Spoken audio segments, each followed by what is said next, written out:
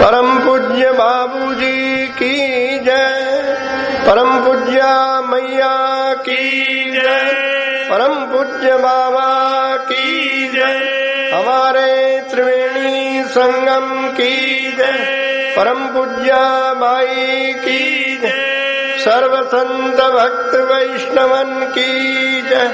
जय जय श्री राधे, जय जय श्री राधे, श्री राधे।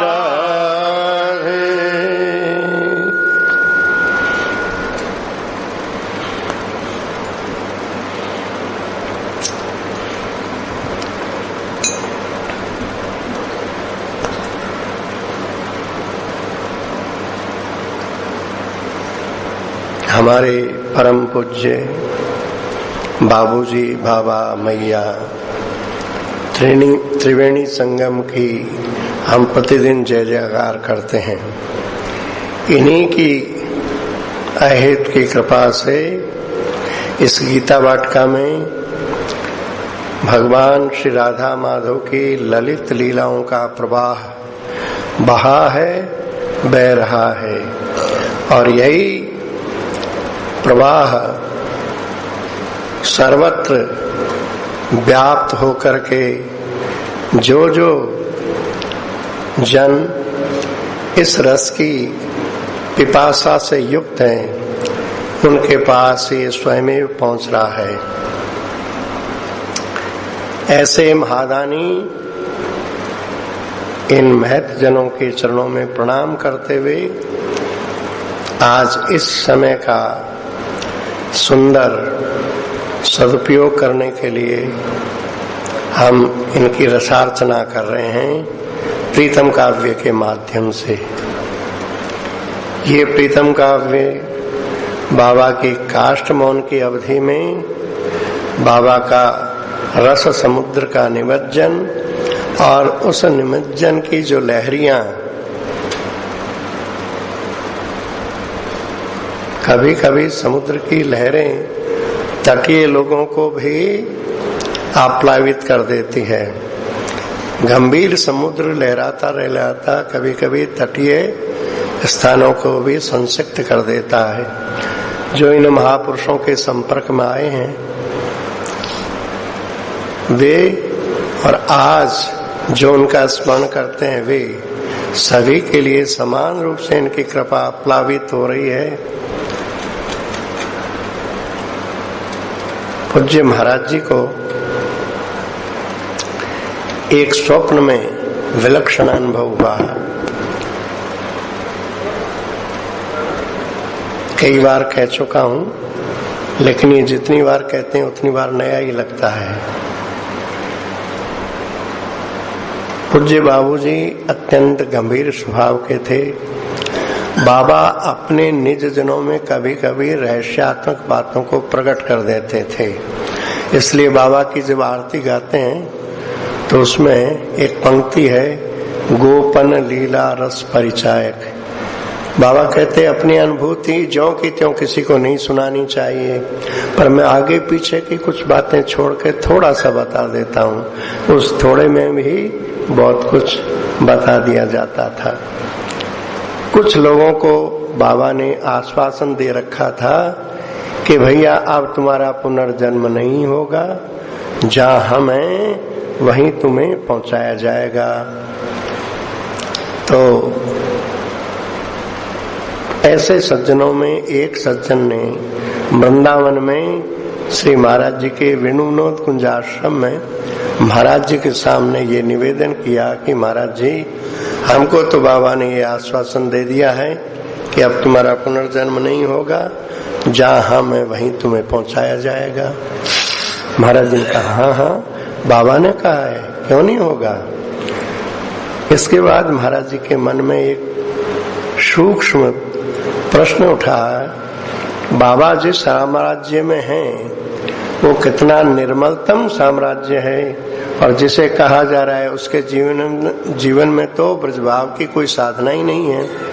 आखिर ये सब कैसे संगठित होता है? ये मनोगत एक प्रश्न था। एक दिन अचानक इसका समाधान मिला। समाधान मिला है सन 1972 की मई मास का 25 या 26 मई है। महाराज जी अपने आश्रम के प्रांगण में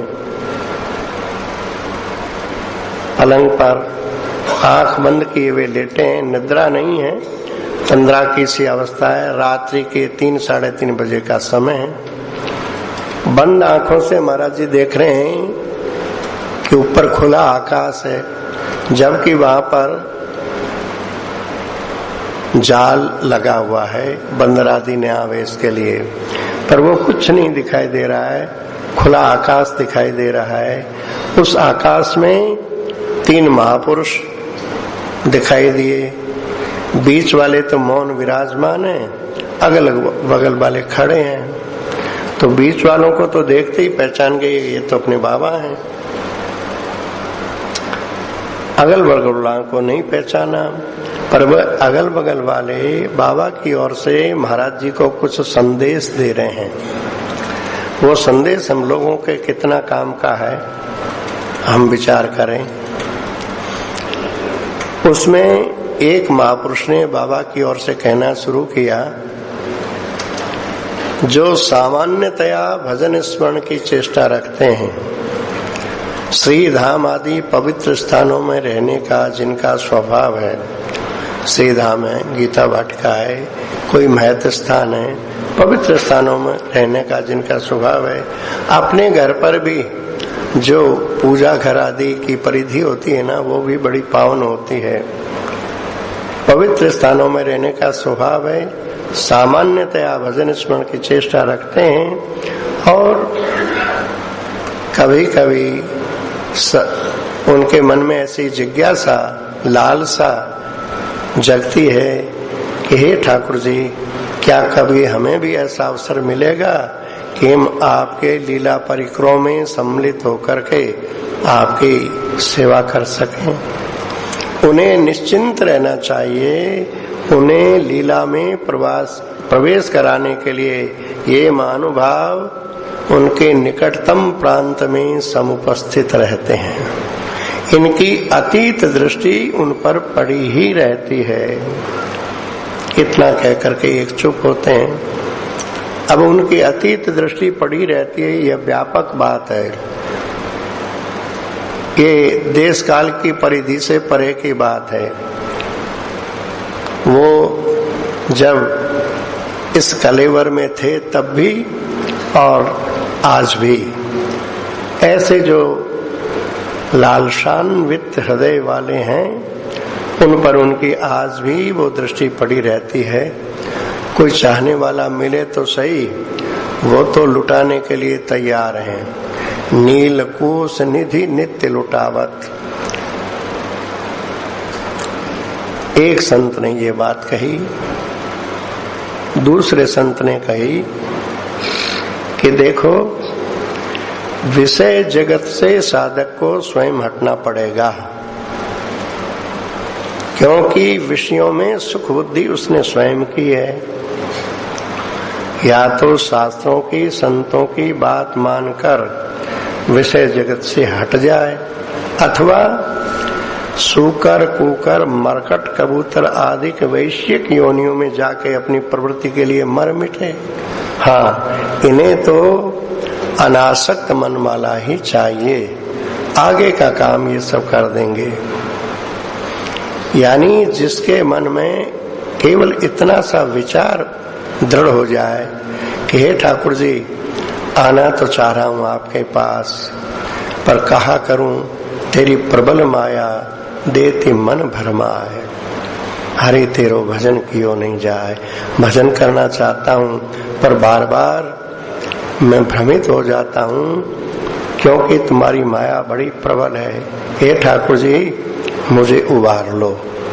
ऐसी जिनकी हृदय से प्रार्थना होती है, तो ठाकुर जी संभाल लें। निश्चय किया है ना, जैसे तुलसीदास जी कहते हैं कि मुझे अमृत चाहिए पर मेरे पास छाछ भी नहीं है। चाहिए ये बात यदि ठीक हृदय से स्वीकार कर ली तो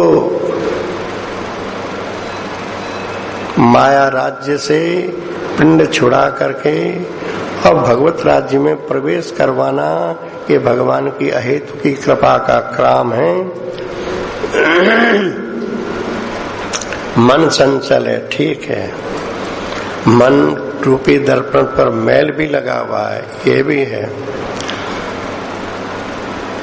बाबा कहते हैं आपका काम इतना ही है कि धीरे धीरे इस दर्पण के मैल को हटा दो।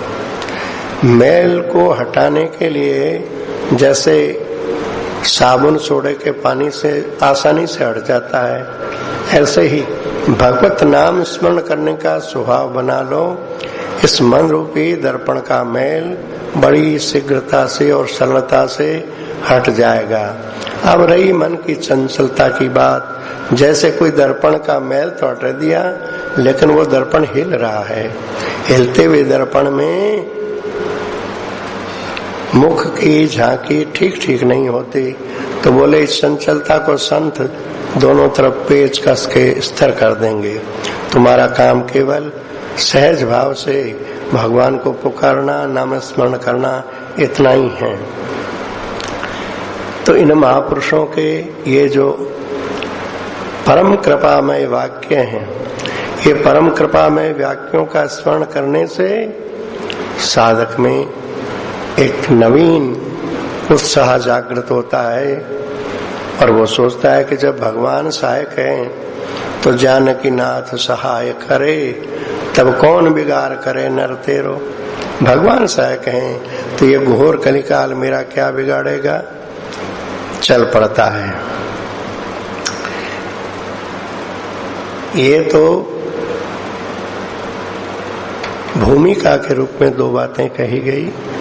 अब मंगलाचरण कर लेते हैं प्रीतम काव्य का और छंद संख्या 63 से आज का पाठ।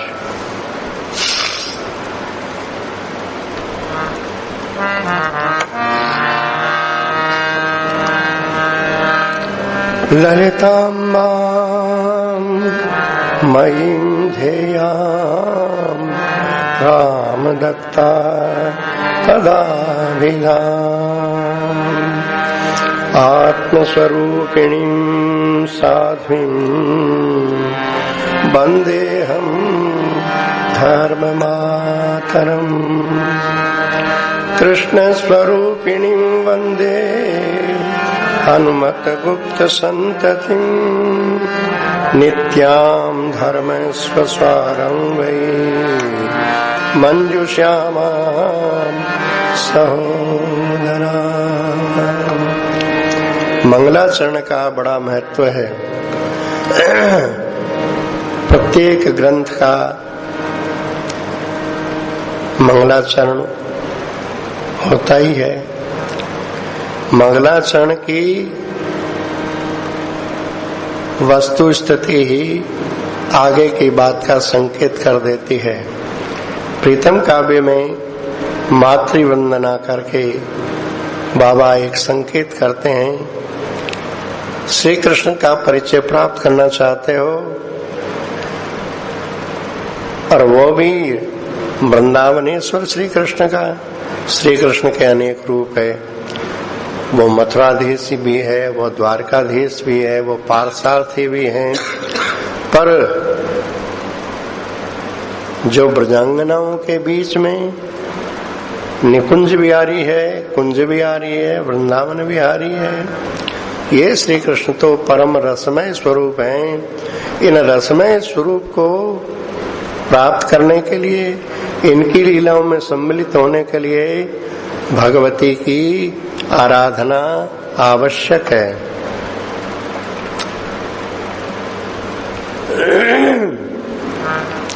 महाराज वृषवान जी के यहाँ, जहाँ श्री राधा जिस कक्ष में निवास करती है, महल का सर्वोत्तम भाग है और वहां तक पहुंचने के लिए 7 द्वार हैं, 7 द्वार। छठे द्वार पर भगवती त्रिपुर सुंदरी का मंदिर है, जिस मंदिर में 9 महादेव भगवती की अर्चना करते रहते हैं। जब कोई साधक भगवती की कृपा प्राप्त करने के लिए भगवती की आराधना करते हैं, तो भगवती इन 9 महादेवों को ही संकेत करती है और इनमें से कोई कृपा करके 7वां द्वार खोलता है, तब भगवान की रसमयी लीलाओं में श्री राधा रानी की सामीप्य में जाने का अवसर मिलता है। इस प्रथम शतक में अब तक जो वर्णन हुआ है, उस वर्णन में लाडली राधा अपनी मैया के सामने ये पूछ के खड़ी है कि मैया, क्या मैं सुंदरी वन से कुछ पुष्प चयन कर लाऊं? ये कह करके मुस्कुराती हुई प्रतीक्षा कर रही है। और उधर मैया ने जैसे लाली को देखा, देखती तो रोज ही है, पर आज के देखने में कुछ विलक्षणता है। आज देखते ही उनके सामने बहुत सी बीती हुई घटनाओं का मानचित्र सामने एक के बाद एक आने लगा, जैसे अभी अभी ये घटनाएं संगठित हुई है। कहने में 2 दिन लग गए, पर वहां लीला घटित होने में देर नहीं लगी। स्वप्न में हम जैसे थोड़ी देर में अनेक चीजें देख लेते हैं, ऐसे ही महारानी के सामने एक एक क्रम करके ये लीलाएं आई। किस प्रकार से सुहाग रात में हम दोनों ने भगवती की सेवा का आजीवन व्रत लिया, फिर भगवती ने कृपा करके आशीर्वाद दिया। उस आशीर्वाद के फल स्वरूप पहले बहन कीर्तिमती के यहाँ कुंदवल्ली का जन्म हुआ, फिर महाराज के यहाँ श्रीदाम का जन्म हुआ। इसके बाद शारदा देवी के यहाँ, मौसेरी बहन शारदा देवी के यहाँ श्री ललिता जी का प्राकट्य हुआ। ये लीलाएं क्रम क्रम से उसके सामने आ रही है। ललिता जी के प्राकट्य के बाद पूरा 1 वर्ष बीत गया, फिर से वर्षा ऋतु आई, भाद्र शुक्लवा अष्टमी तिथि आई।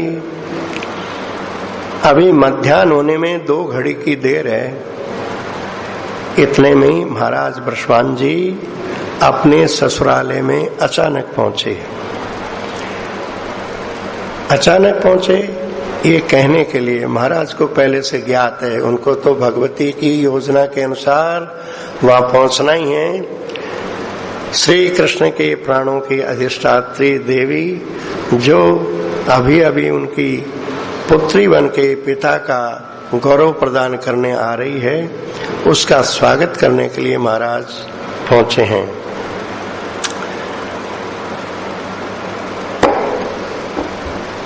छंद संख्या 63।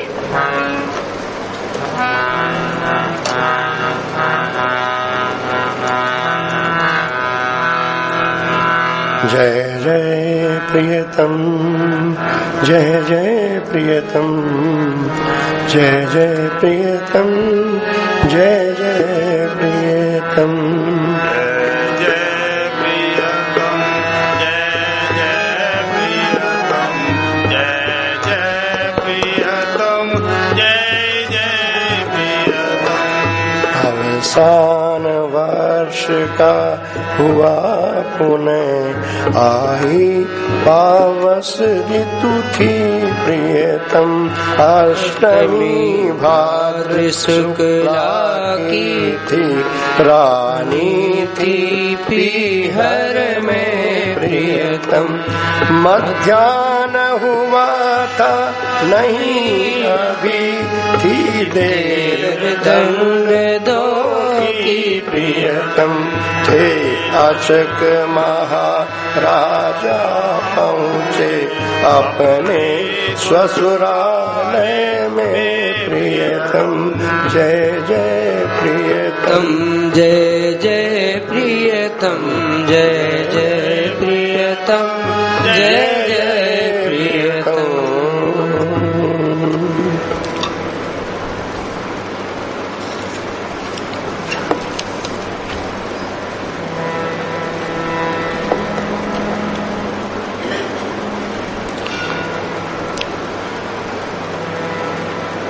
इस भाद्र शुक्ला अष्टमी से 9 मास पूर्व की एक घटना का विवरण दिया जा रहा है।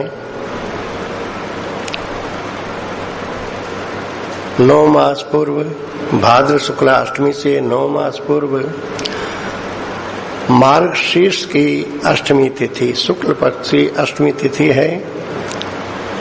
महारानी जगदम्बा के मंदिर में प्रातःकाल पहुंच करके पूजा की तैयारी कर रही है। महाराज अभी आए नहीं हैं। महारानी भगवती के श्री चरणों में जो निर्माल्य है उसको आदर पूर्वक अपसारित कर रही है, हटा रही है, और हटा करके उस निर्माल्य को अपने नेत्रों से, सिर से लगा लगा करके आदर पूर्वक एक तरफ धर रही है। एक संकेत है भगवान का निर्माल्य कैसे हटाना चाहिए, किसी भी भगवदीय वस्तु का स्पर्श कैसे करना चाहिए, किस आदर से करना चाहिए, ये संकेत है। महारानी अपने कर कमलों से आदर पूर्वक हटाती हुई नेत्रों से, सिर से लगा करके और उनको समुचित जगह पर धर रही है। ऐसा करते करते महारानी का ध्यान भगवती के मुख कमल की ओर गया तो उन्हें दिखा कि भगवती मुस्कुरा रही है और भगवती के वक्षस्थल पर जो वस्त्र है वो 2 भागों में विभाजित हो जाता है और एक द्वार सा बन जाता है दाएं बाएं सरक करके, और उस द्वार में से एक अनिर्वचनीय सुंदर गोरी भोरी कन्या प्रकट होती है और आकर के रानी के शीश के केसों की एक लट को हाथ में लेकर के कहती है, रे मैया। उसके द्वारा रे मैया ये सुधा चंदी स्वर इतना मीठा कि रानी की तो सारी चेतना ही विलुप्त हो गई। बाहर का कुछ भी मानी को भान नहीं रहा, लेकिन भीतर की आंख से, अंतश्चेतना से वो सब देख रही है। पूज्य बाबा अपने भाव रूप से कहते हैं, प्रीतम उसका संकेत भले कर दिया जाए, वो वाणी का विषय नहीं।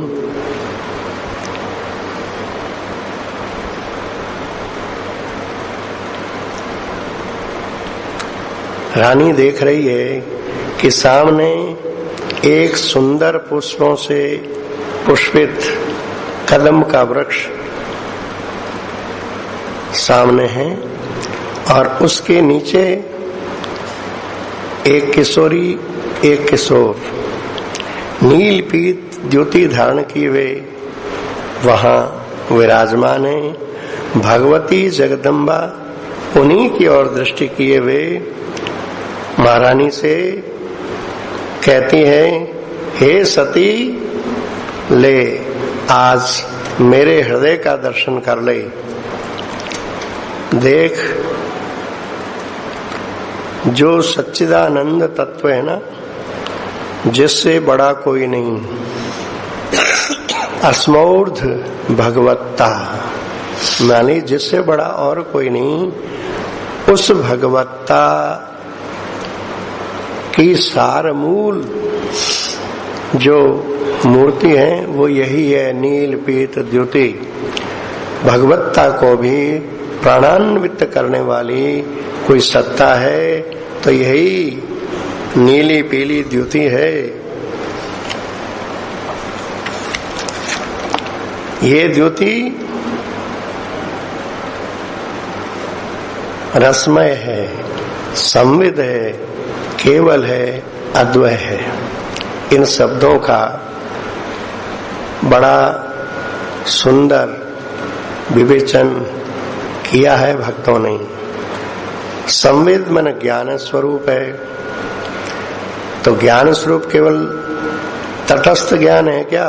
नहीं, यह रसमय है, तरंगित है, परम आह्लादित है, अद्वय है। मतलब इसकी तुलना और किसी से नहीं की जा सकती। यही मेरा नित्य हृदय है, मैं इसी में लीन हुई रहती हूँ। ये दोनों परस्पर में लीला परायण रहते हैं। लीला आस्वादन निरत महाभाव रसराज, इनका स्वरूप ये है निरंतर नित नई नई लीलाओं में तरंगायित होते रहना। देख, आज ये तेरी दृष्टि के विषय बने हैं। इसमें ये जो नित्य किशोर दिखाई दे रहा है ना, ये किशोरी जो दिखाई दे रही ना, इसी ने अभी अभी तेरी लट को हाथ में लेके कहा था, रे मैया। और अब ये तेरे पयोधरों का अमृतमय दूध पीने के लिए तेरी लाली बनकर के आएगी। पर ये आएगी तब जब ये नित्य किशोर तेरी प्राण सखी जो यशोदा है उसके पयोधरों का दूध पी लेगा, तब ये तेरे यहाँ आएगी। ये नित्य किशोर यशोदा के प्राणों में समाया रहता है और ये किशोरी तेरे प्राणों में समाई रहती है। तुम दोनों इस बात को इन्हीं की इच्छा से भूल गई हो, अतः मैं इसकी याद दिला रही हूँ। तुम दोनों की जय हो, जय हो।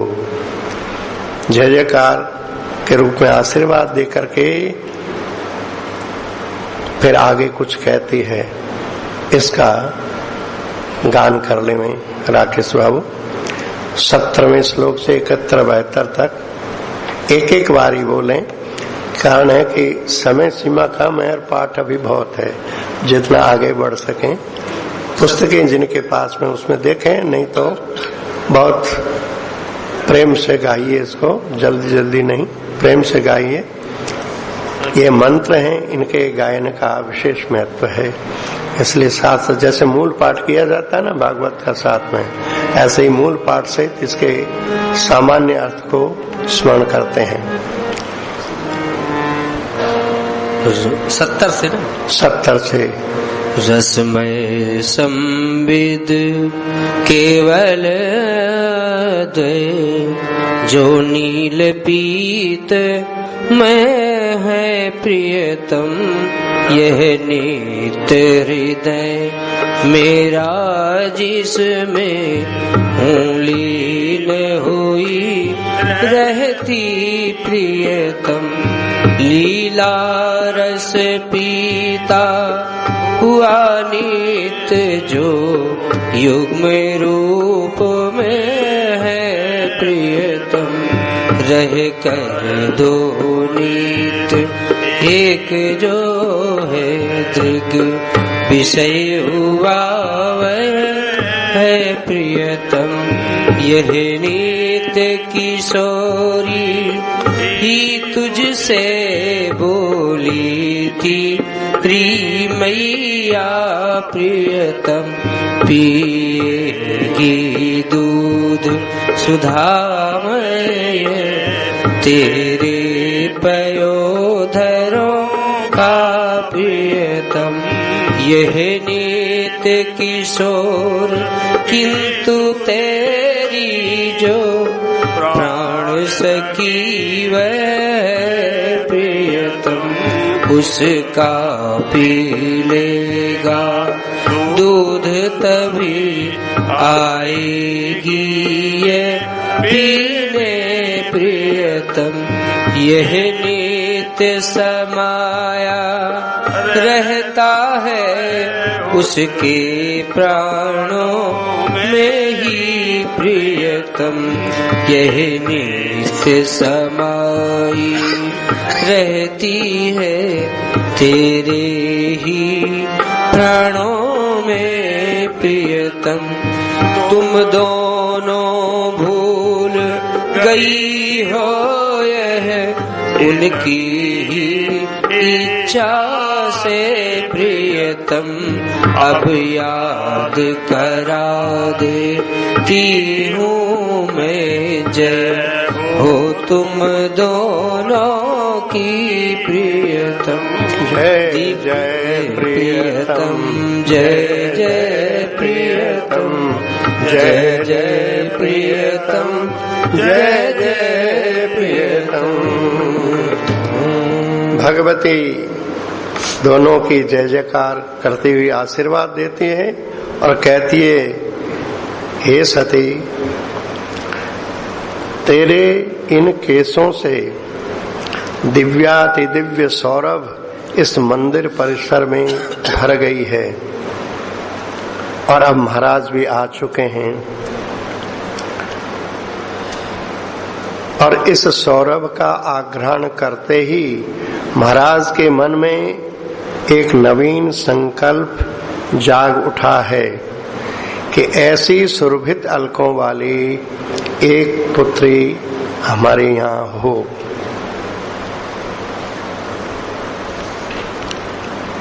सुरभि के आघ्राण मात्र से ही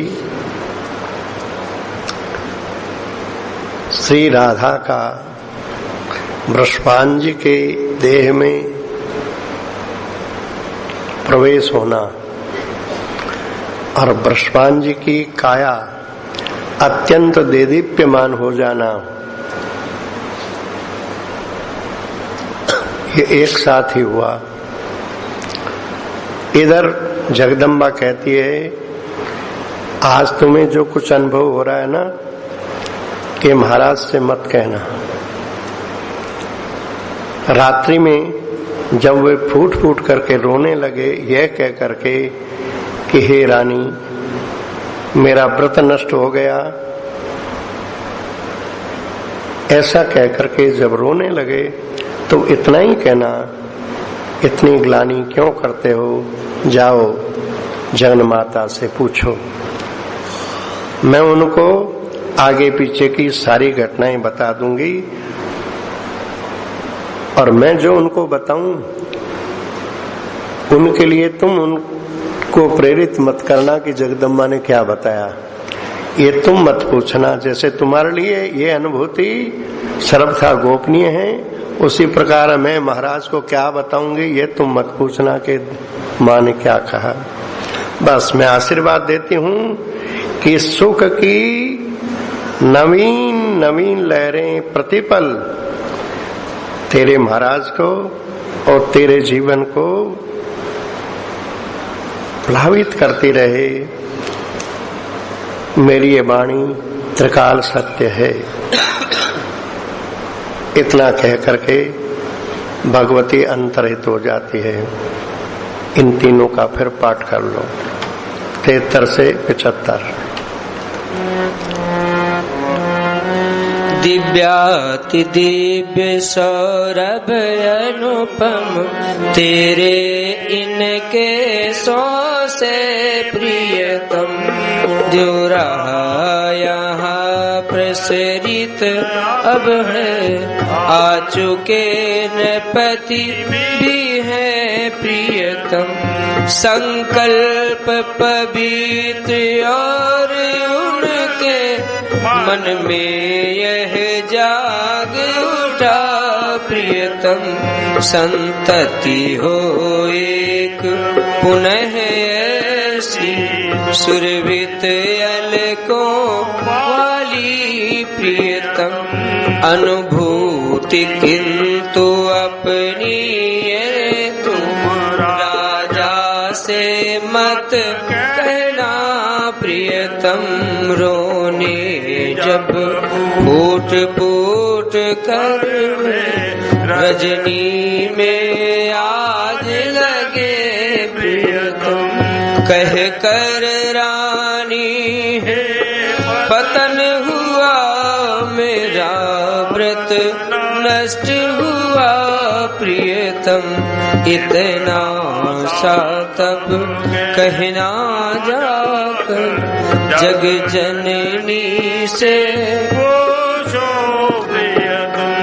दूंगी मैं बता दिखा बातें आगे की पीछे की प्रियतम प्रेरित मत किंतु भला करना वे कहे पुनः उनको प्रियतम सुख की प्रतिपल नवीन प्लावित तेरे नभ के प्रियतम प्राणों को नीत करे सच प्राणी त्रिकाल मेरी प्रियतम जय जय प्रियतम जय जय प्रियतम जय जय प्रियतम जय जय प्रियतम। इतने में दृश्य बदल जाता है।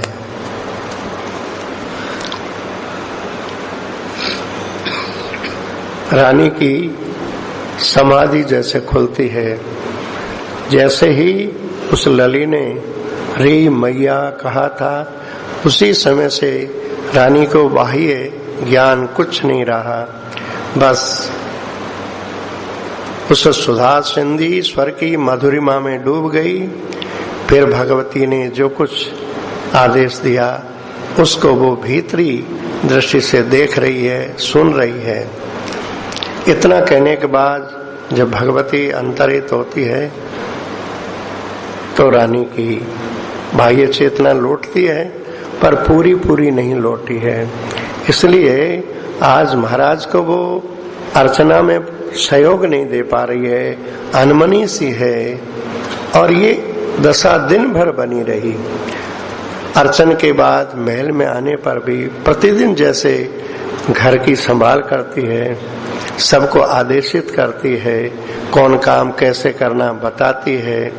आज बिल्कुल उदासीन वृत्ति है, एकांत प्रिय लगता है, नेत्र बंद के बैठी रहती है। कोई समझ नहीं पा रहा है कि आज इनको क्या हो गया है। जो हुआ है वो तो यही जानती है, क्योंकि जगदम्बा ने सर्वथा निषेध कर दिया है कि यह अनुभव किसी से कहना नहीं। अतः पूरा दिन बीत गया। रात्रि का प्रथम पहर जब बीत गया तो महाराज महल में पधारे। महारानी वहां पहले से ही भाव मग्न बैठी थी और महाराज आए। आज महाराज की झांकी अन्य दिनों जैसी नहीं है। आज उनके तन के कण कण में ऐसी ज्योति भरी है, उसका वाणी तो क्या, मन भी उस ज्योति को छू नहीं पा रहा है। महाराज भी भावाभिभूत बैठे हैं, महारानी भी बैठी हैं। कभी कभी नेत्र खोलते हैं, फिर बंद कर लेते हैं। बाबा अपने भावदेह से सामने उपस्थित प्रियतम से कहते हैं कि हे प्रियतम, उस समय उन दोनों के प्राणों में कैसा संवेदन था, केवल आप जान सकते हो, क्योंकि आप सबकी अंतरात्मा हो, आप जान सकते हो। इस भावमयी स्थिति में ही महाराज भावाभिभूत मन से अपना दक्षिण कर रानी के उर पर और बायां कर सिर पर जैसे ही रखा, उसी समय वो तेज पुंज था, वो रानी के अंगों में संक्रमित हो गया और तुरंत पूरे तन से सिमट करके उदर स्थल में जागा। महाराज को भान हो गया, पुत्री की कामना की परिस्थिति उत्पन्न हो गई है, पर साथ ही बड़ी भारी ग्लानि का भी बोध हुआ कि मैं कैसा राजा हूं जो बार बार अपने संकल्प से च्युत हो जाता हूं। इसलिए आंतरिक व्यथा भी इतनी हुई कि वो 30 पल तक अर्थात 12 मिनट तक तो रानी की गोदी में बेसुध होकर के गिर गए। और जब थोड़ा होश आया तो जैसे बताया ऐसे वे फूट फूट करके रोने लगे। तब महारानी ने इतना ही कहा, आप इतने दुखी न हो, जगत जननी से जाके पूछो। जगत जननी ने आगे पीछे की सारी घटनाएं महाराज को जब बताई तो वे मुग्ध हो गए। मुग्ध हो गए, क्या क्या बताया, बहुत लंबी चौड़ी बात बताई, आगे क्या क्या होने वाला है, जितना आवश्यक था भगवती ने बताया। श्री कृष्ण के प्राणों की अधिष्ठात्री देवी वो तुम्हारी पुत्री बन करके तुम्हें पिता का गौरव प्रदान करने के लिए आने की भूमिका बनी है। तुम्हारे समान सौभाग्यशाली दूसरा कोई नहीं। अतः महाराज प्रसन्न हो गए और इसी देवी के संकेत का परिणाम है कि आज महाराज वृषभानु जी अचानक अपने ससुरालय रावल ग्राम में पहुंच गए। देवी का बताया हुआ संकेत है ना, भाद्र शुक्ला अष्टमी के मध्याह्न में ये श्री राधा का प्राकट्य होगा।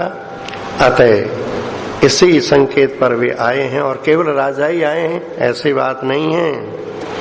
इस धरा के और स्वर्गलोक के, पाताल लोक के जितने भी श्रेष्ठ मुनिगण, देवता आदि जो थे वो अंतर्यामी की प्रेरणा से सभी इस जन्मोत्सव में जन्म की बधाई देने में वहां आए। कुछ तो जैसे थे वैसे ही आए, कुछ भेष बदल करके भी आए।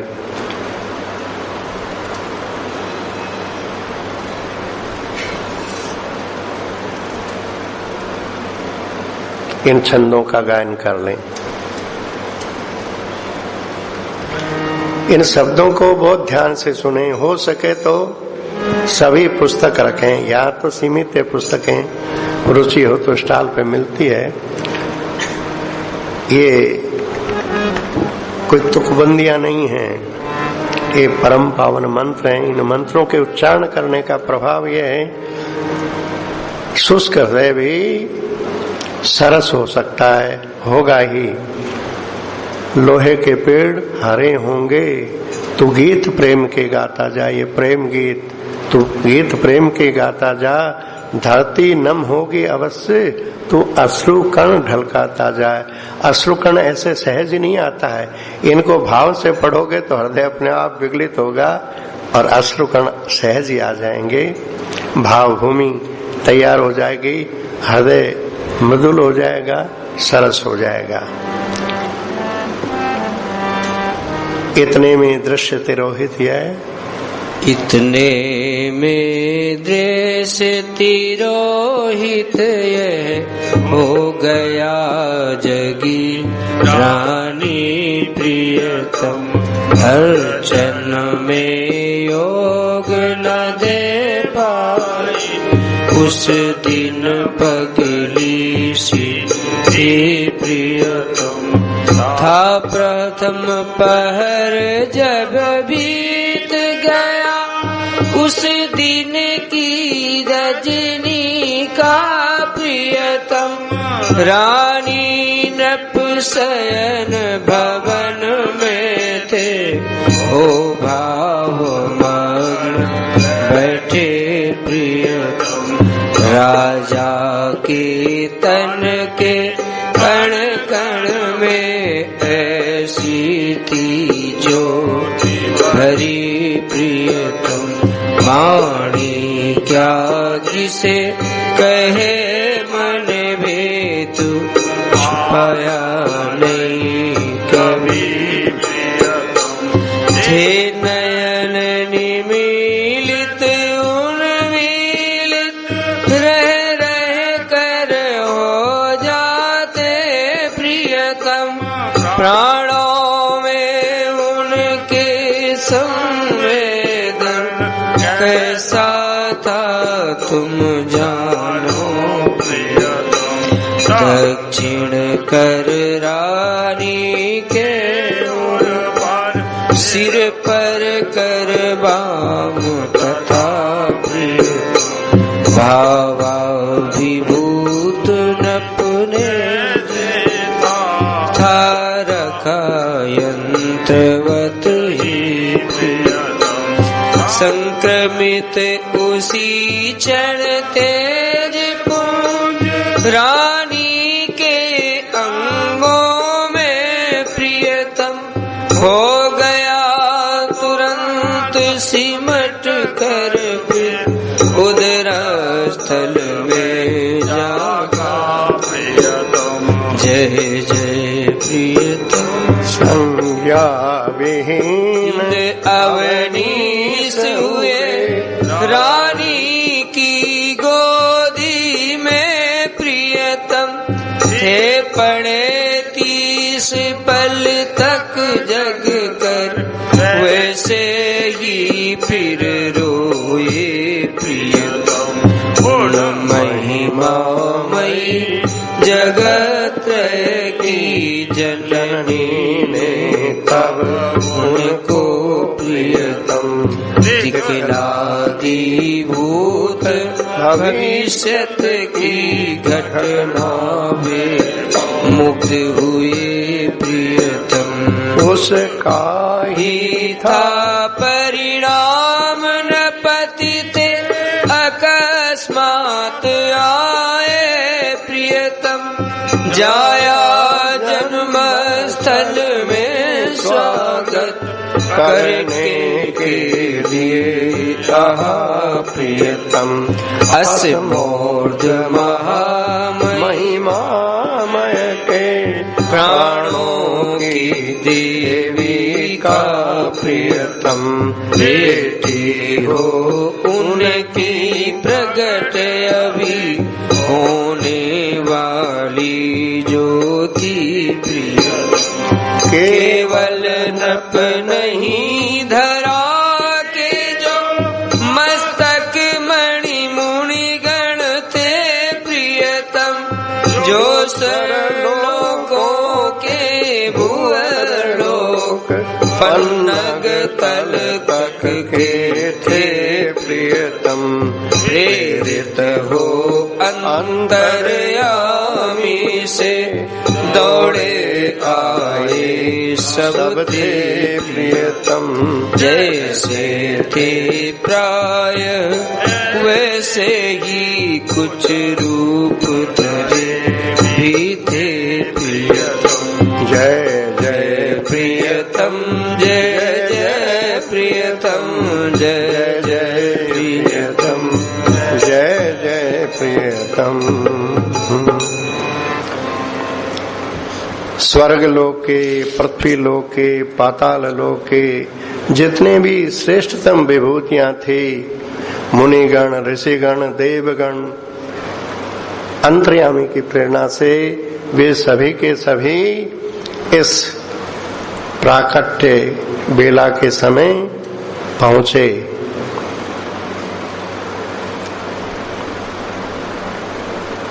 आकाश में वर्षा ऋतु में मध्याह्न के सूर्य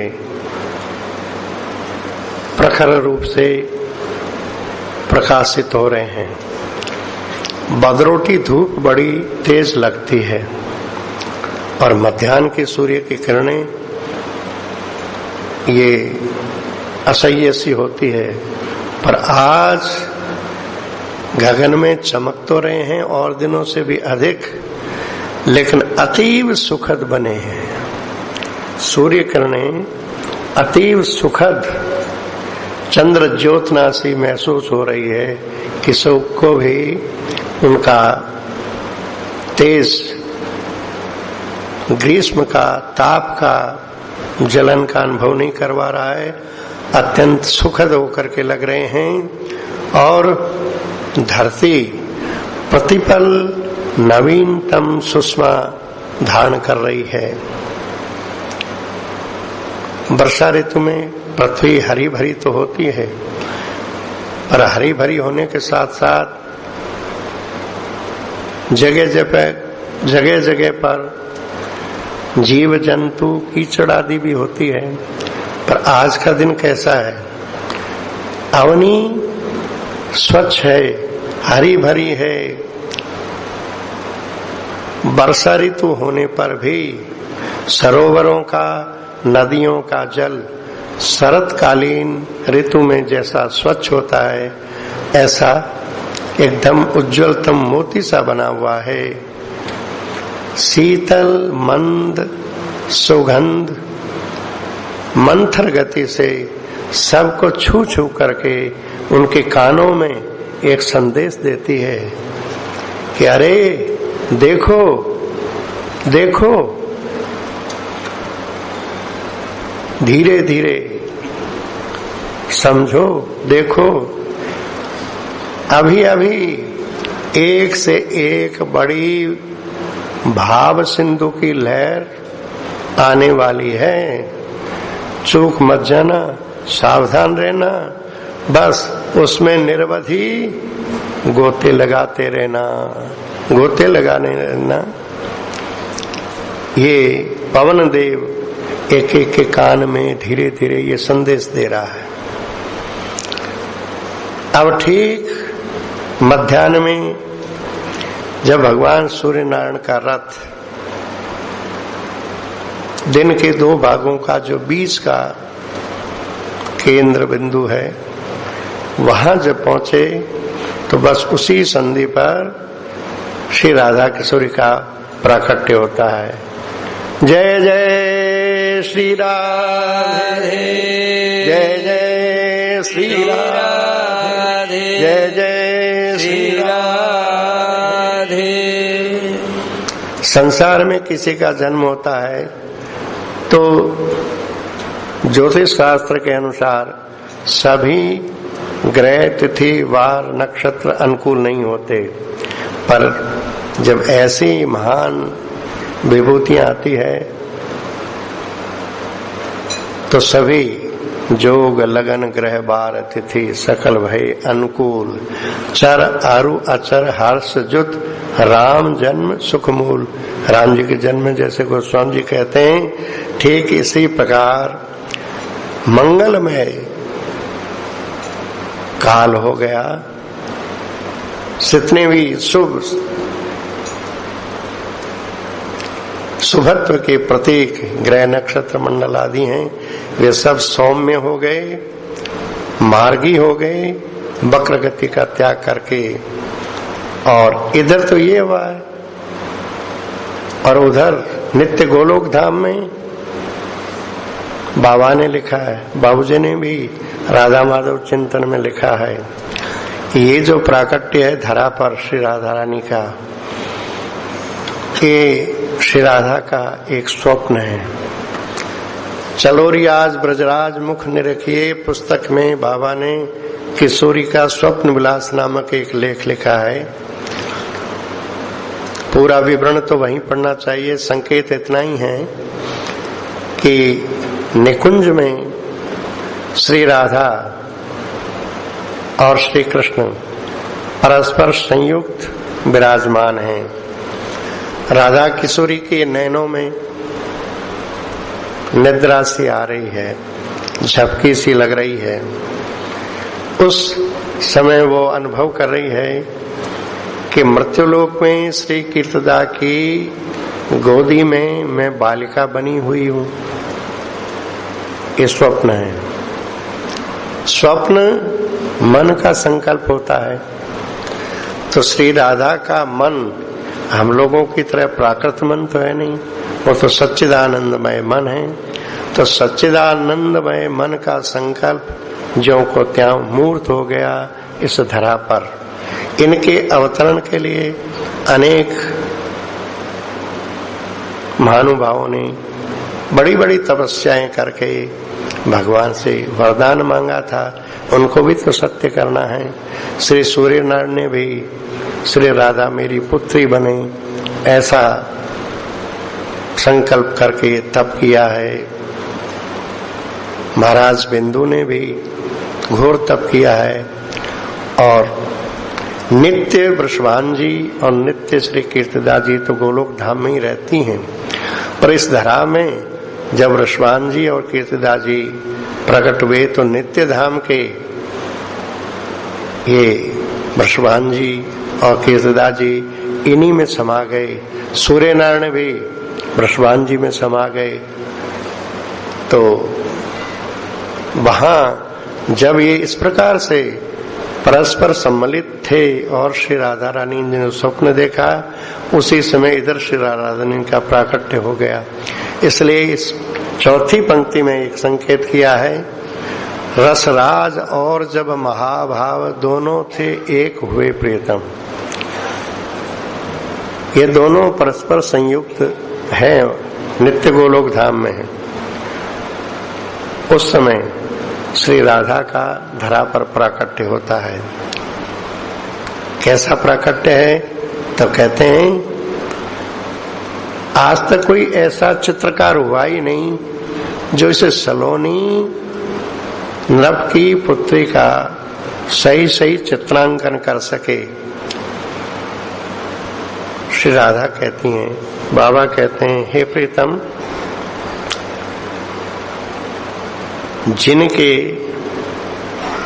प्राण, जिनके नेत्र मेरे प्रीतम तुम्हारे नखमणि चंद्रिका से आलोकित हैं, अर्थात जो निरंतर तुम्हारी चरणों का ही ध्यान करते रहते हैं, वे इस झांकी का दर्शन भला ही कर ले, वर्णन तो वे भी नहीं कर सकते। कैसी वो सुंदर लली है, इसका मैं 2 बार संकेत कर चुकी हूं। अपने मुंह से अपनी बड़ाई करना अच्छा काम नहीं है। बड़े से बड़ा व्यक्ति भी, कितना ही बड़ा व्यक्ति अपने गुणों का स्वयं बखान करे तो वो लघुता को प्राप्त हो जाता है। लेकिन हे प्रीतम, मुझे न लघुता से मतलब है, न किसी श्रेष्ठता से मतलब है। तुम मेरे ही मुख से कुछ सुनना चाहते हो, इसलिए मैं अपनी बात निर्लज्ज होकर के तुम्हारे सामने कह गई।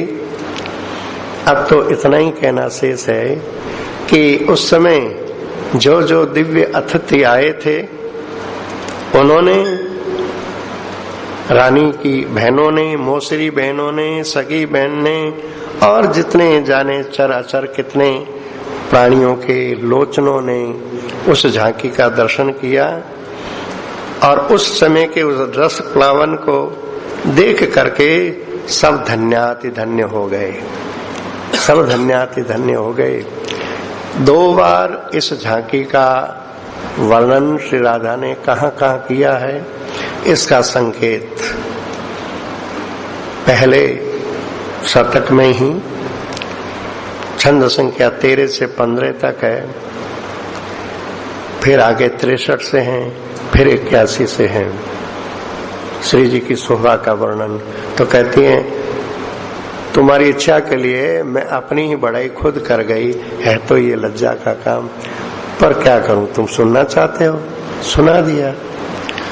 इस प्रकार श्री राधा के जन्मोत्सव का लंबा चौड़ा वर्णन, राधाष्टमी मनाते हैं तो जन्मोत्सव भी मनाते हैं ना, 2 दिनों तक, पूरे 2 दिन तक धूमधाम से मनाने पर भी क्या पूरा मना पाते हैं? तो इसका कोई और छोर तो है नहीं। उस समय के उस आनंदोत्सव का, उस समय लोगों के मन में जो रस की उर्मियां उमड़ रही थी और वो रस प्लावित हो रहा था, एक एक को छू रहा था, आनंदित कर रहा था, बस इनने देखा है, बस देखने वाले भी बता नहीं पाते हैं। इस प्रकार से भाद्र शुक्ला अष्टमी से लेकर के महारानी की हृदा मकर संक्रांति तक अपने पीहर में रहेगी। यहाँ तक का पाठ थे तपन गगन में चमक रहे जन सुख अदीब बने प्रियतम।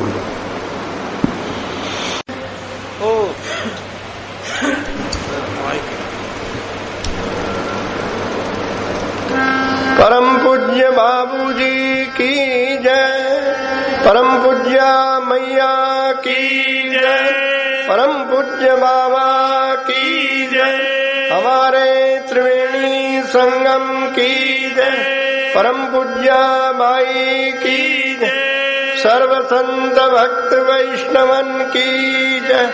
जय जय श्री राधे, जय जय श्री राधे, श्री राधे।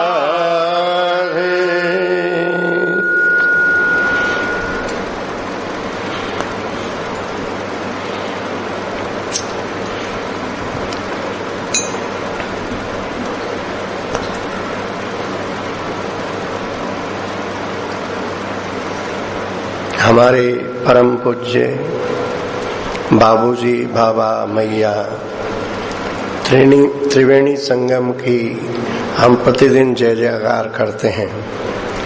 इन्हीं की अहेत की कृपा से इस गीता वाटिका में भगवान श्री राधा माधव की ललित लीलाओं का प्रवाह बहा है, बह रहा है, और यही प्रवाह सर्वत्र व्याप्त होकर के जो जो जन इस रस की पिपासा से युक्त हैं उनके पास ये स्वयं पहुंच रहा है। ऐसे